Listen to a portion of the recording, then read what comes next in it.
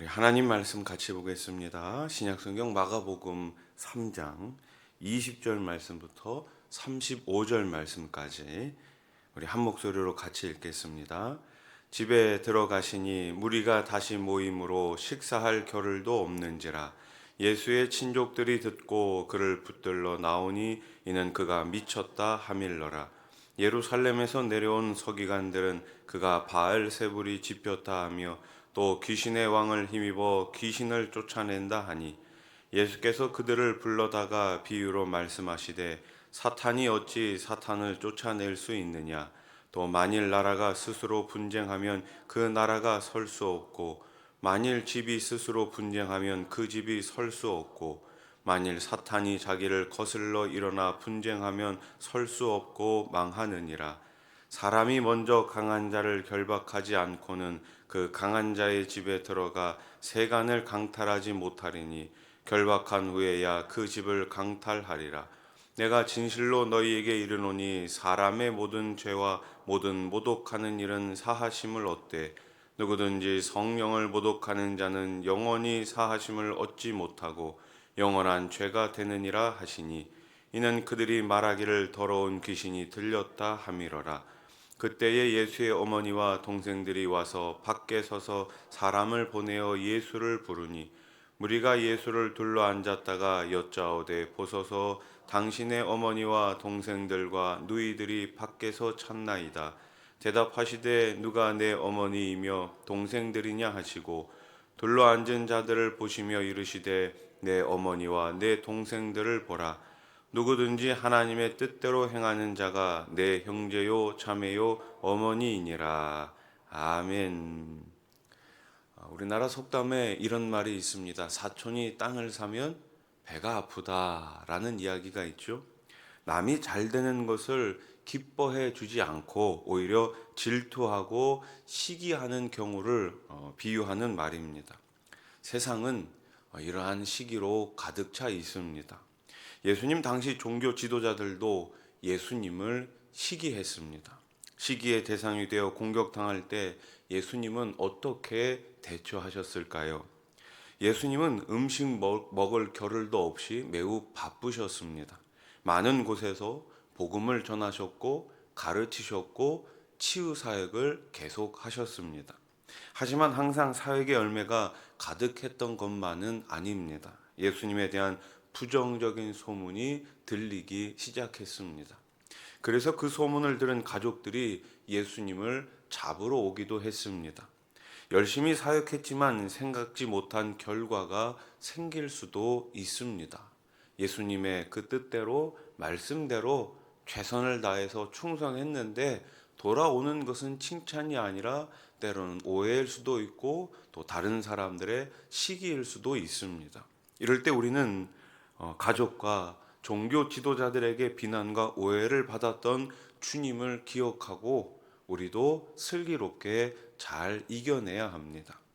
예루살렘에서 내려온 서기관들이 예수님을 모욕하지요. 귀신 들렸다고도 하고 귀신의 왕 바알세불의 힘을 빌려서 다른 귀신들을 쫓아낸다고 합니다. 22절 말씀 보세요. 예루살렘에서 내려온 서기관들은 그가 바알세불이 집혔다 하며 또 귀신의 왕을 힘입어 귀신을 쫓아낸다 하니. 아멘. 예수님은 이 억지 주장에 대해 이렇게 말씀하시죠. 서로 싸우는 나라가 어떻게 제대로 설 수 있겠느냐라고 하시며 그들의 주장을 단호히 반박하십니다. 이 거짓 소문이 퍼지면 복음이 심각하게 막히기 때문이에요. 오늘날에도 이단 사상으로 복음과 교회를 해하는 자들이 많이 있습니다. 성도는 그들의 잘못된 주장을 처음부터 단호히 거절해야 합니다. 단호히 물리쳐야 하는 것이죠. 예수님은 서기관들을 향해 그들의 모함이 성령을 회방하는 죄임을 분명히 밝히십니다. 모든 죄가 사함을 받을 수 있습니다. 예수님 앞에 나가 우리의 죄를 뉘우치고 회개할 때 우리는 어떠한 죄든지 다 용서함 받을 수 있습니다. 진정으로 뉘우친다면 용서받을 수 있어요. 그런데 성령을 회방하는 죄는 사함을 받지 못합니다. 29절 말씀을 우리 한번 같이 읽겠습니다. 시작. 누구든지 성령을 모독하는 자는 영원히 사하심을 얻지 못하고 영원한 죄가 되느니라 하시니. 아멘. 그러면 성령을 회방하는 죄가 과연 무엇일까요? 무엇이 과연 죄 사함을 받지 못하는 죄일까요? 예수 그리스도를 믿지 않는 것입니다. 예수 그리스도를 믿지 않으면 그 어떠한 방법으로도 죄 용서함을 받을 수가 없는 거예요. 다른 말로 하면 내 안에 성령님이 찾아오셔야지만 우리가 예수님을 내 구주로 시인할 수 있는 것이죠. 그래서 우리가 기도할 때 내 마음속에 성령님이 충만히 계신 것처럼 믿지 않은 우리 가족들 그 마음문을 성령님 열어 주시옵소서 이렇게 기도하시기 바랍니다. 그들의 마음문이 성령 하나님을 통해서 열리고 그 안에 참된 구주 예수 그리스도를 영접하고 하나님의 자녀로 살아갈 수 있도록 우리 함께 기도할 수 있기를 소원합니다. 요한일서 3장 8절 말씀을 보세요. 죄를 짓는 자는 마귀에게 속하나니 마귀는 처음부터 범죄함이라. 하나님의 아들이 나타나신 것은 마귀의 일을 멸하려 하심이라. 아멘. 하나님의 아들이 나타난 것은 뭐라고요? 마귀의 일을 멸하기 위해서 오셨다고요. 그렇습니다. 마귀는 처음부터 거짓말쟁이이죠. 예수가 없다, 하나님이 없다, 구원이 없다, 천국이 없다, 그렇게 계속해서 거짓말하는 것이 마귀가 하는 일입니다. 그 사탄이 하는 일을 우리 주님께서 멸하기 위해 이 땅에 오신 것입니다. 예수님이 오신 목적과 그 목적을 이루기 위한 성령의 역사를 부정하는 것은 성령을 모독하는 중대한 죄입니다.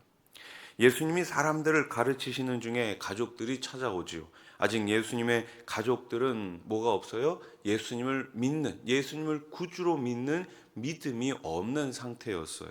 그래서 사람들의 말에 영향을 받았습니다. 예수님이 미쳤다는 소문만 듣고 예수님을 데려가려고 지금 찾아온 거예요. 31절 말씀 보세요. 그때에 예수의 어머니와 동생들이 와서 밖에 서서 사람을 보내어 예수를 부르니. 아멘. 예수님은 이러한 가족들의 요청에 응하는 대신에 둘러앉아 가르침을 받은 사람들을 위해 가족과 관련된 말씀을 선포해 주십니다. 예수님의 가족은 혈연 관계를 넘어서서 하나님께 순종하는 자들로 구성된 영적인 가족입니다. 라는 것을 선포하고 있어요. 진정한 아버지인 하나님을 섬기며 사는 이들이 예수님의 진짜 가족으로 인정받은 것입니다. 예수님은 영적 가족이 되는 방법을 지금 말씀해 주셨습니다. 그것은 하나님의 뜻대로 행하는 것입니다. 따라해 보십시오. 하나님의 뜻대로 행해야 합니다. 그 사람이 바로 하나님 나라의 가족이 되는 거예요. 우리 주님의 가족이 되는 거예요.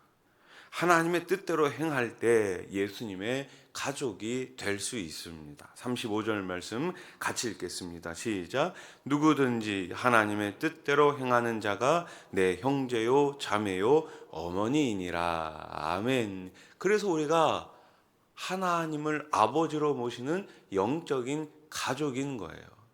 아멘. 네, 예수님을 우리가 믿잖아요. 예수님의 말씀을 우리가 따르잖아요. 그래서 교회는 한 가족이 된 거다라는 것입니다.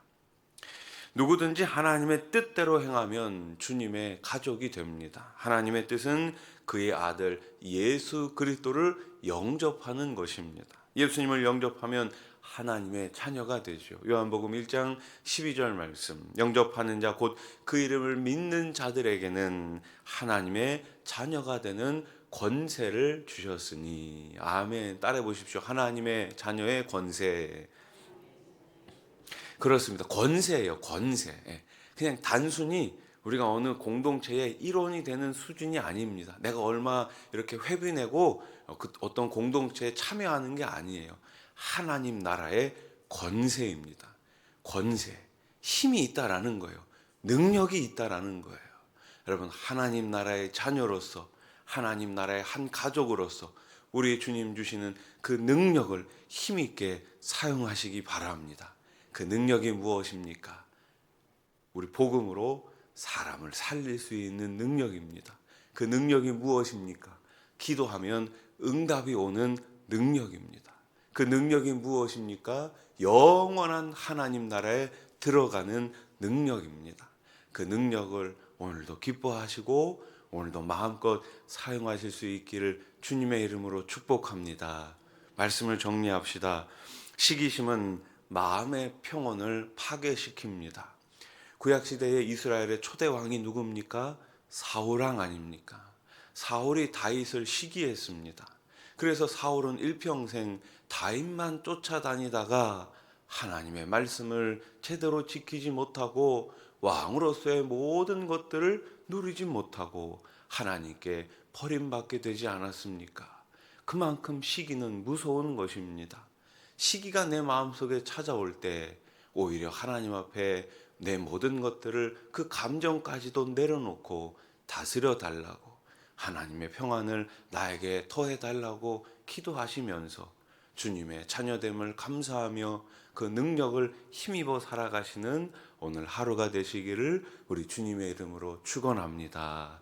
기도드리겠습니다. 하나님 아버지, 우리는 모두 하나님 아버지를 아버지로 모시고 감사와 기쁨으로 살아갑니다. 주님, 우리들에게 주신 이 귀한 감격 잊지 않게 해주시고 더 감사하며 더 충성하며 더 기뻐하며 살아가는 우리 모든 성도님들 되게 해 주시옵소서. 하나님 아버지, 하나님의 뜻대로 행하는 자가 하나님 아버지의 가족이 됨을 우리가 이 시간 다시금 생각합니다. 우리 수원하산교회 모든 성도님들이 한 가족이 되었습니다. 가족 안에 하나님 주시는 기쁨과 행복이 가득 넘치게 해 주시옵소서. 올 한 해 우리가 시작을 했습니다. 여러 가지 기도 제목이 있을 것입니다. 그 중에 아직도 믿지 않은 가족들을 위한 기도 제목이 있습니까? 우리 하나님 올 한 해는 꼭 그 기도 제목에 응답해 주시옵소서.